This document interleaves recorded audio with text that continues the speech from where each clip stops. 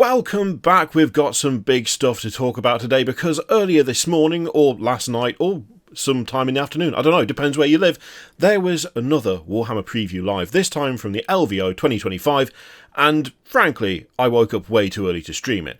But I know not all of you actually want to watch the streams, that's totally fine, so we are going to go over the 40k, they showed off all the Emperor's Children, and Age of Sigmar reveals, they showed off some sick Soulblight Gravelords stuff. Today, we are going to go over all the other stuff, including some things that didn't show up in the stream tomorrow, and then on Sunday, we've got a cheeky bit of Trench Crusade, something to look forward to, but before all of that, this video is sponsored by Warmag. Warmag is the ultimate miniatures transportation and storage system. What you do is you pick yourself a nice box. You get a base sheet for said box. You get some of their magnets which stick inside the rim of your bases, and then you place your lads in there, and they are lovely and secure. Warmag has loads of different box sizes and double-decker storage systems with a bunch of different box colours and a huge number of base sheets to choose from with a multitude of unique designs. There's enough variety among the premium insert magnets that you can stick them inside pretty much any base you want, and they are specifically designed to sit flush with the base so there's absolutely no external sign of the magnet whatsoever. And if you place an order before February 1st using the code JANUARYSTINKS, that's January-STINKS, then you will get 20% off your order. Anytime I take my models anywhere, I use Warmag's in-base magnets and their base sheets. They're absolutely fantastic and I cannot recommend them highly enough. Thank you to Warmag for sponsoring this video. Now let's get on with it. Okay, we need to talk about the Emperor's Children first because funnily enough, this is the thing that I'm most excited about, and you can probably already guess that. I mean, you know full well I've got a bit of a soft spot for Fulgrim's favourite Rongans, and I've been really, really excited, but also, like, I guess a little bit concerned about what they might do with the Emperor's Children stuff. We've seen some of the, like, renders that they've done. We've had a little bit of a tease in terms of, like, helmets and shoulder pads and guns, but what they would look like all put together, really, we didn't have that much of an idea, and we do now, because they've shown off a ton of stuff, and I'm really happy with pretty much all of it, so here we go.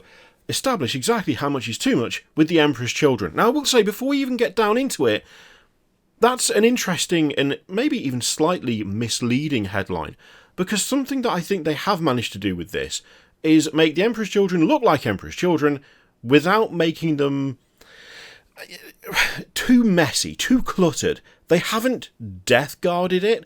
They've actually managed to keep it relatively sensible, whilst also, I think, pretty much nailing the aesthetic all the way through, which is, frankly, a difficult balance, but they've pulled it off. So, first up, I mean, this shot here, the big army shot right there, with the pink Land Raiders, love it. I love that. It just immediately made me want to buy all the things, which is bad, because it just means that the advertising is working, as if I wasn't going to buy a bunch of this stuff anyway, because it's Emperor's Children, finally. We've got the book reveal, we've already seen Fulgrim himself, obviously, he looks class, we like him a lot, but the first lad that we need to check out is the new Lucius the Eternal. Look at that lad go. Absolutely horrible. I really like this, I really do. The tongue is a little bit distracting, I will say that. I know it's a throwback to his previous model, right? His older model, he had a big long tongue sticking out. That was already quite a long tongue. He'd already gone like full Gene Simmons plus with that one. This one is maybe a bit much for my personal tastes on reflection. At the time of first seeing it, I was like, oh yeah, this is really great. I didn't really focus too much on it, but it's become something that, I don't know, I think it's maybe a little, it seems so weird to say too much in the context of Emperor's Children, but it's a little distracting, and I don't necessarily think it needs to be distracting because there's enough going on with the rest of the model. You've got the Shrieking Souls pushing themselves out of the armour, that looks absolutely fantastic. The whip is coming out of a set of mouths in the shoulder pad, that's great. Really like that, that's awesome. The whip itself being this horrible organic thing with like scorpion stingers on the end, love that. Absolutely love the way they've done it. It looks fantastic. Have you noticed yet? Have you noticed the corset? Have you noticed that he now has a corset? Because I noticed pretty much straight away. It's like, is that... What? Wow, they've actually done it. I do like that detail. I think it adds something to the midriff of this model, which is significantly different to what you see on all the others, which is an important thing to remember when we look at the other infantry for this force. That is a departure from what you see on a lot of the other things, which is cool, and I like that there's that distinction there. It just adds even more kind of extra personality to this miniature. We've got a bunch of stims and horrible stuff plugged into the power pack, which in turn is plugged directly into the side of his face, which is dedication to the cause if ever there was any. I like the sort of flayed skin, like, cloth hanging down. That's quite cool. I'm not 100% sure on the one over, like, the greave there. I kind of like it. I do like it, but I don't know whether it's the way it's painted, but it's not entirely clear what it actually is. It could just be cloth, it could be skin, it probably is skin, but there's not enough there to really give a clear indication either way for me. It's fine, but yeah, it's fine. Compared to a lot of other things which are absolutely, like, staggeringly cool, it's just a little kind of, yeah, that's alright. Also can't help but note that there seems to be an Iron Hands pauldron on the floor there. Cheeky. I do like that they properly gave us a bunch of alternate angles, so that's really fun, so we can really get a good look at that sword, which is really nice. And again, look at the tongue sticking out and then turning into the whip. Gross, grim, horrible. Cool. He's also gone full BGs and adopted a small heel on the back of the boot there, which is just, I mean, it's something that we saw on the, like, throwback Noise Marine, the one-off Noise Marine they did, which I was surprised that they've incorporated that a little bit more, and in fact I think it's fair to say that there's a few design cues from that seem to have made it into this range as a whole, which I wasn't convinced that they do, but they have, and that's class. Overall, this is a solid model. I really, really like this. I think they've done a really good job. My only real points of criticism are the tongue's a bit much, but that's just personal preference more than anything. I am more than happy with the rest of it. It looks great. Now we also have these Lords Exultant, so it looks like it's one kit with a few different options. I really do like this as well. Like, a lot of this stuff they've just done a really nice job of. The Slaanesh symbol on the back of the power pack there looks super good. I really like that helmet. Huge, ridiculous plume coming out of that. Like, the top knot / plume going on, absolutely extremely over the top, but I do like it and it fits the aesthetic really well. The cloak looks fantastic. I really like that mix of, like, cloth and chain. Don't take that out of context. The stretch skin going over that leg actually looks really good on this one. I do like the way they've done that. The power fist is pretty cool. That glaive is monstrous. Really like that. And this is also where you start to see some of the stuff with the armor that I really like. So there is an interesting thing where it looks like they've pared the armor back, and instead you've got, like, the like body glove, that kind of black suit that goes between the power armor and the skin. That seems to be more on show for these models, which makes them look a little bit more lithe, a little bit faster, a little bit less weighed down. It kind of makes them seem just a bit more agile, which I really like that they've chosen to do that. Now, it's not as obvious on the Lords Exultant, so we've got the glaive and we've got the power fist on one. You've also got a whip option. There's also the new sonic pistol option as well. It seems like you've got a choice of two heads, although it's kind of difficult to tell because it looks like these two have the same head, just placed slightly differently. Now, I'll be honest, I'm not sure about this bear head. In fact, that is my one sticking point with a lot of the models in this range. The bear heads aren't really doing it for me, but I couldn't really tell you why. I think a lot of it is there's a lot of this kind of elongated, stretched cone head kind of look, usually with some sort of symbol or growth at the very top of the head, and I feel like I know what they were going for, and I don't think it's been done badly. It's just not to my personal taste. But I'm not going to say that I think they look terrible. I just don't think it's for me, you know? There are plenty of aspects on plenty of the bear heads that I do like having that grill stitched into the face and then the tubes going into the cheek. That is grim and awful, and I love it. It's just the top of the head is just not my thing. It is unsettling, and it is weird, which is good, but there's just something about the execution that it's just not quite getting, like, it's not quite hitting the spot. I do really like the colour they've done the cloak on that one, though. That's really nice. So yeah, you've got a few different options. I think this is a good kit. I think this is a really good model. It looks great. And yeah, I especially like that glaive. I really like that glaive. Now we also have this absolute lunatic, the Lord Cacophonist, which is... I don't even know where to start with this model. It feels very different to a lot of the stuff that we've had before. Just in general, when it comes to Chaos as an overall faction, like Chaos Space Marines, etc., this feels like a real departure, and it doesn't really seem to have any matching like analog anywhere. Very rounded, very smooth, almost organic looking, but distinctly power armored at the same time. We've got two of those sonic pistols going on, one in each hand. Is that what they're even called? It should say, shouldn't it? Let's have a quick look. It doesn't. It just says that they have a tirade of sonic destruction, which I can believe. That's a very big speaker and some nice sort of pipe organ reference stuff going on there. I think possibly something that is maybe letting this down a little bit is the pose, because I really like the idea of it. I do like the idea of it a lot, like a lot. I think overall the design is really cool. It's also helped by the fact that they have absolutely nailed the paint jobs on these. Like, the marbled effect on the pink is solid, and then they've done a kind of zebra print thing on the cloth. Like, it just looks super good, but obviously mine are not going to look this good when I paint them, because I can't paint that well. But I feel like I would enjoy this more if the pose was just a bit different. There is something of the... It's not quite T-pose, but it doesn't look in action. And when something is this bulky, this heavy, I feel like it either needs a proper heroic pose or an action pose to really stand out. And at the moment, it looks a little bit lifeless, which is a shame, because I think the actual, like, overall design of the unit is really, really cool.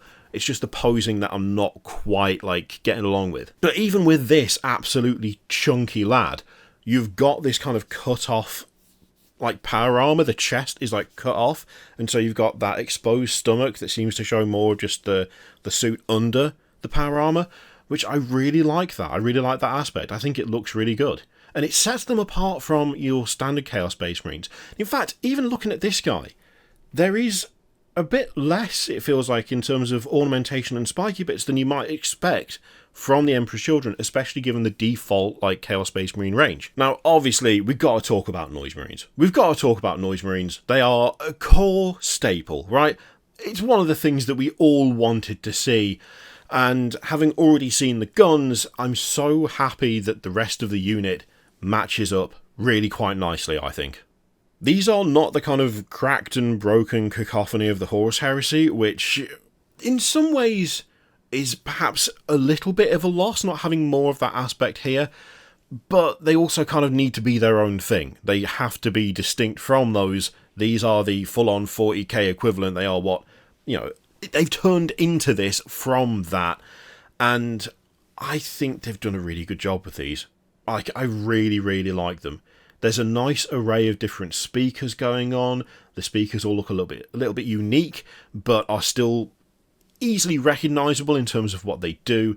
The poses are really nice. The guns I already liked, right? I already liked the sonic weapons. I already thought they were pretty damn good, and that was just when they were renders. I really, really like the way they've turned out. I think they look fantastic. Now that they're actually physical and we can see all the detail properly and it's picked out with paint, they look even better than they did before, and they already look good. You can see again, like, some of those nods though to the like the Noise Marine, to the kind of older design. A lot of the range feels like they've looked to older design to do it, but just, you know, done with modern capability. And I think it's working. Like, I think it's actually working really well. You've got those kind of, like, almost hoof-like boots that seem to have a bit of a platform to them.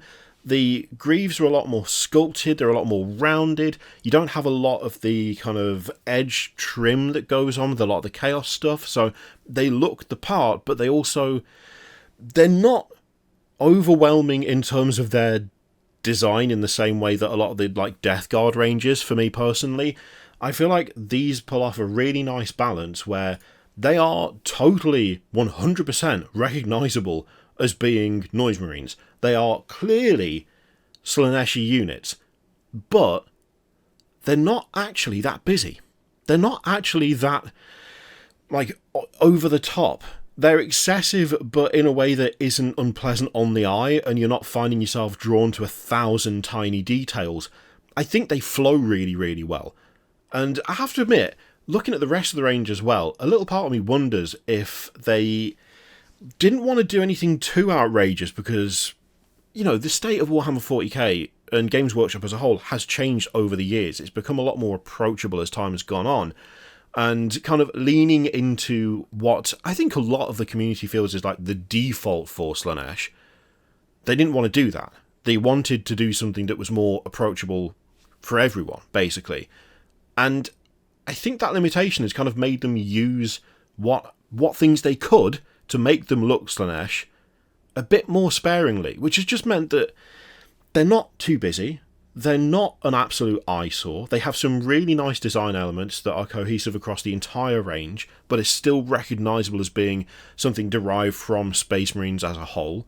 They've made these interesting changes to things like the power armour and cutting it off at the chest, and they've introduced these more kind of organic rounded edges, which mean they just look just that little bit different enough that you know what they are without losing any of the personality. Because I feel like the personality, it's still here.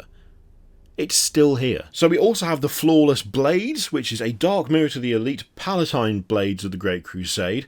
And I really like these because there's a nice little nod in here. Have you already spotted it even on the small picture? That's right, we've got the bare abs, we've got the tubes being plugged in, we've got the sort of symbol hanging over one side of the chest there.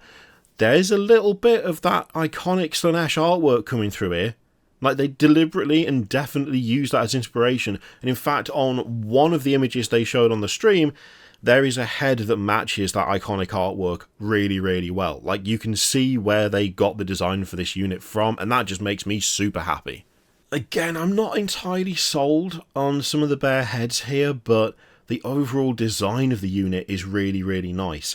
And again, when you look at things like the leg armor especially, you've got a slightly different shape to it. It's just that little bit more old school, I guess. But it still fits, it still works, it still really works. The swords look absolutely fantastic. I like the power packs with the stim injector on the top. Those look really, really good. I do like the extra decoration on these, but again, it's not massively overwhelming. It doesn't spoil the lines in the model. They still look fast, they still look agile, but they still look strong at the same time. I mean, how are you going to not look strong when you got abs on show like that? Come on. So something else I like here is the little description they give, because you might be forgiven for looking at them and going, so they're like the 8-bound for World Eaters or something. No, they absolutely are not having that.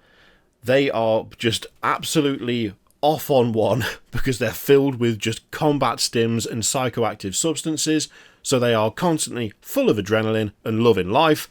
Their hideous appearance echoes the demons of the Dark Prince whose gifts they readily accept, though they aren't possessed like lesser heretic Astartes. Rather, they are far too selfish to share their flesh with anyone save their own perfect form. There we go. I just really like that. I like that. It's also fairly not indirectly just throwing shade at all the other heretic Astartes that allow themselves to be possessed or become possessed, which I also quite like because that is very befitting of the Emperor's Children, isn't it? Although, no, actually, thinking about it, Demon Princes, probably still fine. Probably still fine. They're ascending. I do like that. That's fun. That's a nice little thing to throw in there. So we also have a full bunch of infantry as well. We've got Infractors, which are the close combat lads, and we've got Tormentors, which are the ranged ones. And I feel like these really show that kind of older design in a way. Like, look at the helmet on the guy on the left. Look at that. That is an old-ass design, and it still looks great. Oh, something we haven't even talked about up until this point. Look at the armour. The armour is so good.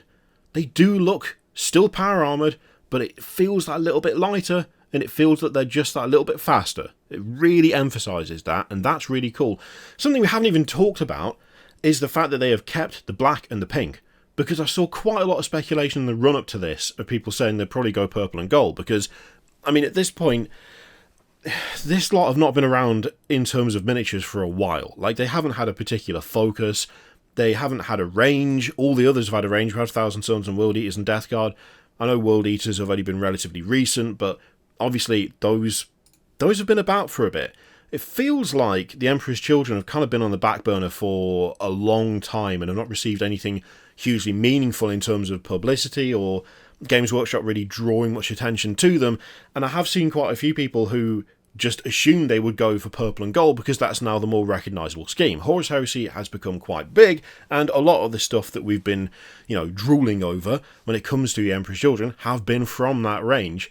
So I saw quite a bit of speculation about people going, well, it'll be purple and gold. Also, a surprising number of people who didn't realise that Emperor's Children were black and pink to begin with. That was just like, well, my experience of them is only through Horus Heresy, because they just don't get any love whatsoever in 40k, to the point where, you know, there are people who've come into the hobby not knowing that the colour schemes don't match. And whilst it's the same for Thousand Sons and World Eaters and so on and so forth, they've always had a little bit, just a little bit more tension shown, even if it's just a tiny bit. And it feels like they've been at the forefront a little bit more. And so I do like that they've just kept that black and pink colour scheme. Not least because it feeds into the nostalgia bait for me, personally. Because, I mean, it's just, that's what they are. And they've kept it. And I'm glad they've kept it, because it looks great. It's a really fun scheme. It is a bit jarring. It is a bit uneasy on the eye. But that's, I mean, what? It's Emperor's Children. Of course it is. Of course it is. I have to admit, I'm already planning what I'm going to do for these, and I'm probably going to go for a bit more of a garish eye-bleeding pink, but I just can't help myself. I've got a good recipe for an eye-bleeding pink, so that's what they're going to end up as. I love the on the power pack there, the Emperor's Children symbol. This got a little bit of spikage, a little bit of chaos corruption going on. Love that. So many of these. I mean, look at got proper beaky there as well on that lad. Oh, it's just so good. It's just so good. So yeah, we've also got the Tormentors, who are the ranged lads, and again, it's obviously very similar armour design. Again, the helmets look fantastic. There is enough going on that they look distinctly Chaos, but they don't just match the Chaos Marines that we already have. They've got their own personality. The whip looks brutal and awful. Love that. Yeah, I feel like they've nailed it. I feel like they've absolutely nailed it. It's just, I'm just loving it. I'm absolutely loving it. The only thing that I'm not sure about are bare heads on a few of them. But let's face it, there's probably going to be enough helmets to go around, and so it won't matter anyway. And obviously the first wave will show up in a big box, because of course it will. What a box, though. What a box. We've got 12 Noise Marines, we've got the Lord Exultant, a unit of Infractors, and a unit of Tormentors as well. That's pretty good. That's a decent box right there. They knew what the people wanted. The people wanted Noise Marines, so they chucked 12 in. And that's okay with me. That's okay with me. Plus, you get the Codex. Look at that Codex. They've done it. They've done the nostalgia thing. They've absolutely baited the shit out of me. I mean, they've put the artwork on it. For God's sake. Although, to be fair, the standard Codex looks good too, so either way, it feels like you're onto a winner with these. Overall, I'm super happy. I'm super happy with the Emperor's Children they've shown off. I really hope that we get more down the line. I'm not being particularly kind of, give me more right now. I think there's enough to be going on with for now, for that. They've done a good job. They look fantastic. They've kept the black and the pink. The overall design is really nice. I like that they've kept so many little things from older versions, and they've not just completely like changed how they would approach it. Just super, super happy with that. You done good, GW. You done good. Now, the other big standout from yesterday's preview were the Barrow Kingdoms, which are in service to the Soulblight Gravelords, because what they've basically done is they've taken the Graveguard and the Horse guys, I need to go to bed, Cavalry, the Skeleton lads, and they have reworked them. They've made them a little bit more modern, a little bit more up-to-date to match the Death Rattle Skeletons, which look absolutely fantastic, and they've done a great job with these too. I mean, oh, these are so good. I mean, look at the White King on Skeletal Steed. Look at him. Look at him go. That is a quality miniature. That looks fantastic. I really, really like that. The armour is absolutely great. I love the decorations hanging off. The cloth is a bit spiky, but I kind of got used to that, especially with the Soulblight stuff. The overall bearing of the character is fantastic. Got a nice posh helmet going on, which looks really nice. I love that axe. It's an axe, right? Kind of looks like an axe. It's mostly an axe. I think that's pretty much an axe. Either way, it looks good. The horsey hero pose is great. Plus that kind of fin on the front of the armour for the horse going across the head. That just looks fantastic. It's just a nice little extra piece of design. It's pretty damn good, isn't it? It's pretty damn good. And the thing is, we've also got this White Lord, which looks so awesome. I love the design of the armour on this one. I love the carvings on the plate across the head. That looks really, really good. The chainmail hanging down is great. that design with the cloak and the two the two clasps on either side with the cloth along the front. Oh man, that is so nice. The shield looks great as well. The shield looks absolutely fantastic. Oh, they've just really hit on something here. Where, like, my Soulblight Gravelords, I don't actually have any Skelly Boys in there. It's all wolves, it's all bats, and it's all terrorgeists and zombie dragons, because big monsters and, I guess, smaller monsters. But as soon as I saw these, I was like, oh dear, I might need to add stuff. I may need to add stuff to that army. I've not added anything other than more wolves for quite a while. It might be time to get some skeletons in there. It might be time to get some bones going on. We've also got the Barrow Guard, which were essentially the replacement for the Grave Guard. We've still got the bat wings on the side of the helmets. That's fantastic, but the main thing is that they've brought these in line with like the Death Rattle skeletons that they replaced the skeleton warriors with. And for ages, those looked better than like the elite unit, which is what these are. Now these have been brought up to date as well, and they look fantastic. They really do. I mean, they kind of taken what they did with the Death Rattle stuff and just applied it to Graveguard and brought them in line. That's all they needed to do, because they looked great to begin with. So, I mean, that banner especially. Don't know what it is about that banner. That is chef's kiss. That is absolute perfection. Love that.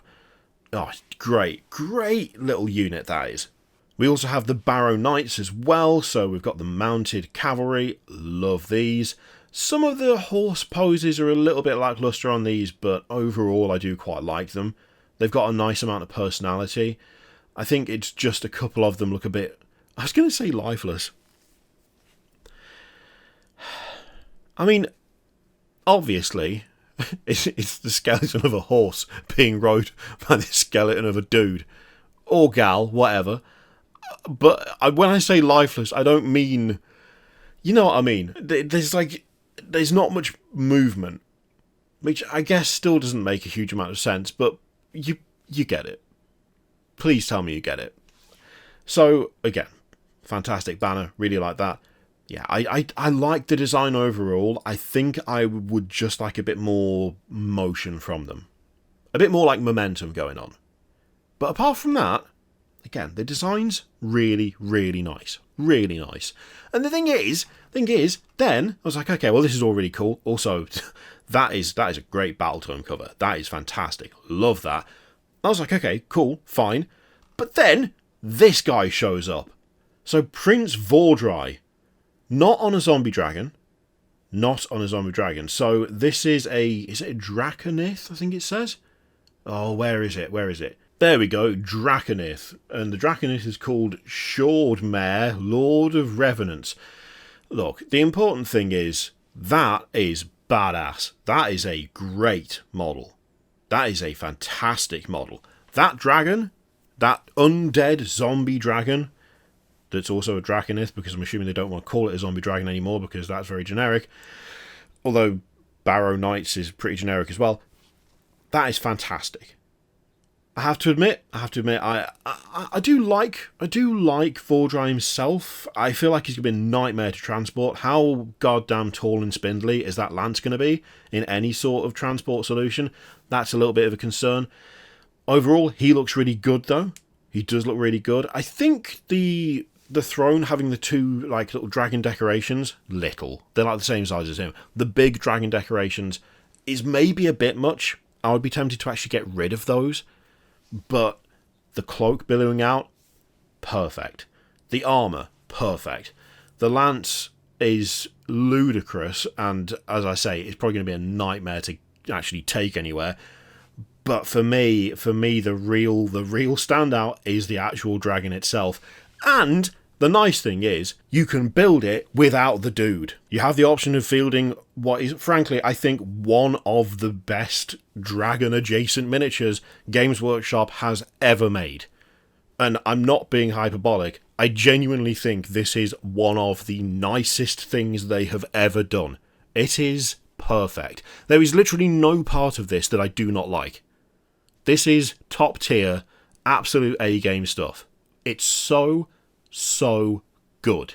From the tattered wings to the broken horn, the fact you've got all these spike growths, but some of them are kind of snapped, some of them haven't come through properly. The way the tongue is all like distended and falling out of his gob. It's just, oh, it's gross. It's brilliant. It's so good. I honestly can't get enough, and I don't need another zombie dragon or zombie dragon equivalent in my Soulblight Gravelords army, but that's being added anyway, because how could I not? How could I not use this for something? Anything, really. Literally 10 out of 10, absolute perfection. And then, right at the end of the article, and I don't think this was shown on the stream, I don't remember seeing it, and it wasn't that long ago, but this is the Vampire Lord on Nightmare Steed. Again, fantastic model. The posing is really, really nice. I think the Nightmare Steed is horrendous in the best way. Properly scary. Love that. The Vampire Lord himself is relatively understated. I feel like there's not that much in terms of like symbols of office. It's relatively plain for what it is, but I also don't think it needs to be any more busy or ornamented. I think they've just nailed it. I think it's just perfect, really. The hair is maybe a bit much. There might be a nice middle ground between having hair going that far up and the bald equivalent. I would be very tempted to put some sort of helmet on, because I feel like it would suit the look really, really well, but that is a very, very nice miniature. Very nice. I think out of all the Soulblight stuff, this might be the one that I'd be most excited about if this didn't exist. I think probably this would get the crown, but the crown has already been stolen by that. And frankly, I don't think anyone's taking it off him, because look at it. It looks like we're going to get a Spearhead, which is the Death Rattle Tomb Host. So we've got the new Barrow Knights, the new Barrow Guard, and we've got the Death Rattle Skeletons. So that's nice. That's cool. That's going to be a fun box. I'm looking forward to that. Oh, and obviously, because it's a fresh wave of something new, there will be an army box when this lot first shows up. Because of course there will.